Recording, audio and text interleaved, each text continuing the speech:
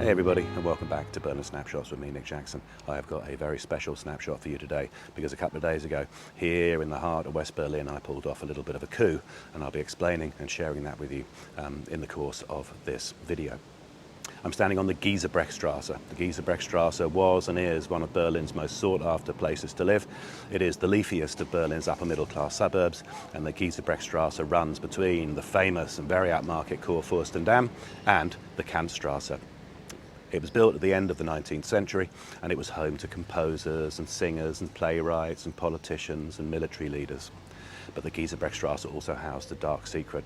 At number 11, on the third floor, between 1939 and 1943, when the house was eventually bombed out, it housed the infamous Nazi brothel Salon Kitty. And a couple of days ago, I managed to blag my way inside. And on this snapshot, I'll be showing you photos of what it looks like inside Salon Kitty today.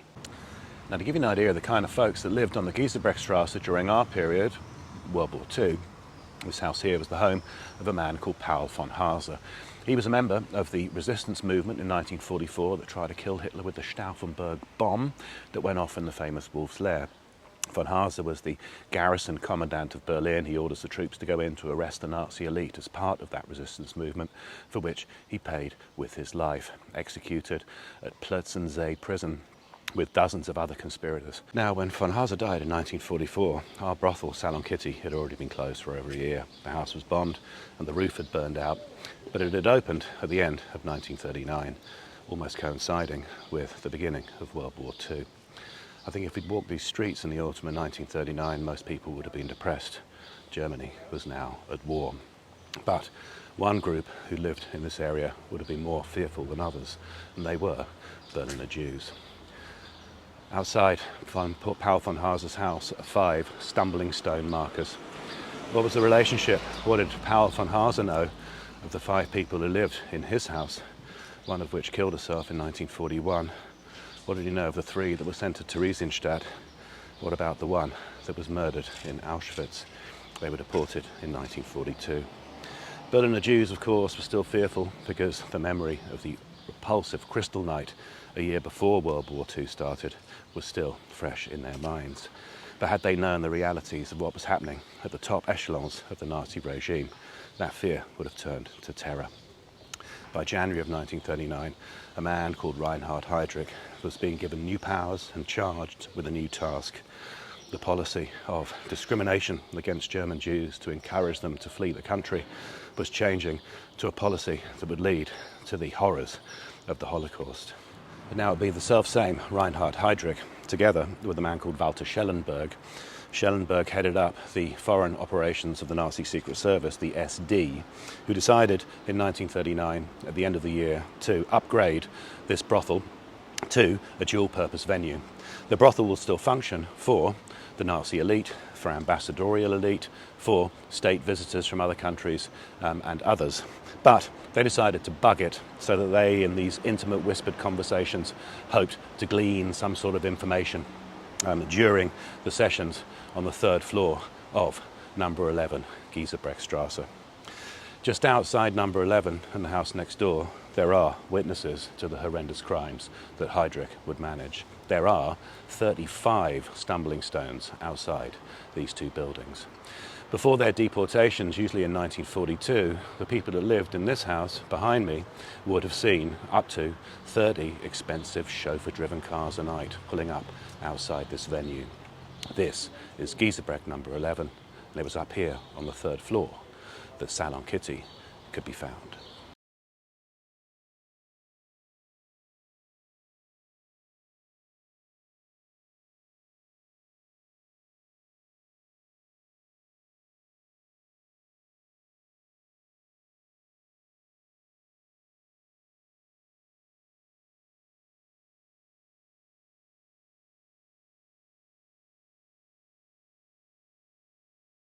Now, the fascination with Nazi history and its popularity has unfortunately shrouded many stories, certainly those to do with sex, drugs, etc., like the story of Salon Kitty. It shrouded them in what can only be described, frankly, as bullshit. Look at the stories about Wewelsburg Castle, a castle in Westphalia that Himmler bought and wanted to renovate as the so-called SS Camelot. About 99% of what you read about that is untrue and essentially ahistorical rubbish. But to kind of pin down the story of Salon Kitty, again, many of these sort of titillating stories have shrouded the truth. But what we do know is that Kitty Schmidt was born in 1882. She was born in Hamburg and she moved as a young girl to London. She worked to support herself as a piano teacher, and there, proving either she was a relatively liberated woman or kind of careless, she bore an illegitimate daughter. She married a Spaniard, but towards the end of World War I in 1918, and after his suicide, she returns to Berlin. Now, we all know of the traumas of the defeat of World War I here in Berlin and Germany, the economic and political roller coaster for a decade that Germany would suffer. And trying to survive as a young woman with an illegitimate daughter would have been difficult. But as we also know, the oldest profession in the world, prostitution and sex sells. Salon Kitty goes into a business that would support her handsomely, and Salon Kitty, at the end of this street, was either the second or conceivably the third brothel that she opened, registered as a home for the temporary homeless. Reinhard Heydrich, who changes the function of the brothel in 1939, was almost certainly a patron of the brothel before 1939. But the stories of how it morphs into this sort of Nazi brothel party venue spy station are again shrouded in dubious theories. One of the stories is that Kitty was smuggling her money out in Berlin Jewish refugees that she was helping flee the country in the late 1930s. That may or may not be true. Frankly, it sounds a little bit over-complicated. But there's also a story that she herself was planning to leave Germany and flee to Britain via Holland in 1939, which might have some traction. But the story is that Schellenberg of the Foreign Office, Secret Service and Heydrich find out about this and use it as a lever to get Kitty to do their bidding in her brothel. But at the end of the day, if those two men that she knew as previous patrons came to her and said, hey, you know, I'm the chief of the main security office of the Nazi regime and I'd like to reorganize the way your brothel works, what are you going to do? Say no.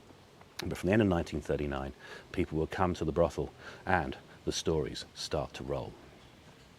It was bugged, and that's definitely true. So from the back courtyard in the cellar, which still exists today, in the 1960s as the house was being renovated, a pipe full of cables, highly unusual, leading directly to the 500 square metre apartment on the third floor of Giesebrechtstraße 11 was discovered.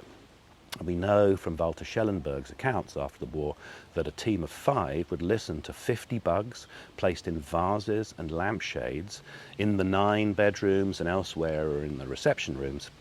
And they would record these conversations looking for these tasty tidbits of intelligence on wax records.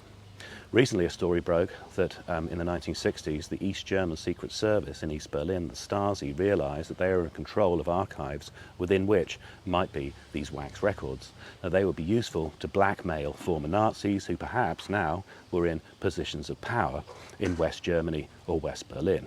But as the story goes, they looked, they failed, they never found them. But who knows, perhaps those wax records are out there somewhere. So, what do we know actually did go down in Salon Kitty in the 4 years that it had existed? The cars would arrive and the people would ring the bell and the door would open. There was a plush carpeted staircase that would take you up to the 3rd floor. Perhaps some of those men in their uniforms and suits would jog up there, you know, by way of a warm-up. But I suspect most of them would get into the ornate lift that in the 1960s, when the building was renovated, was actually preserved and still functions today. There's a nice modern Jugendstil type bell pull, and then as the door opened you'd have to give the code phrase, and that was, I am from Rotenburg. Once inside there were large reception rooms. Those were staffed by upmarket women, some of which gave interviews in the 1970s. What might surprise you is that those were married women. They're often recorded as married to lawyers or various other successful men.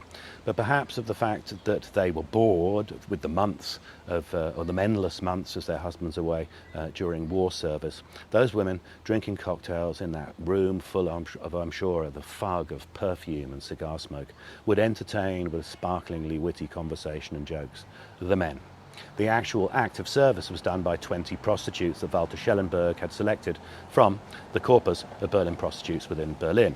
They were trained in their foreign languages, were brushed up, and their political affiliations, of course, Nazi-friendly prostitutes only. That was checked, and then they would be organising the action in the 9 bugged bedrooms up in this 500 square metre apartment.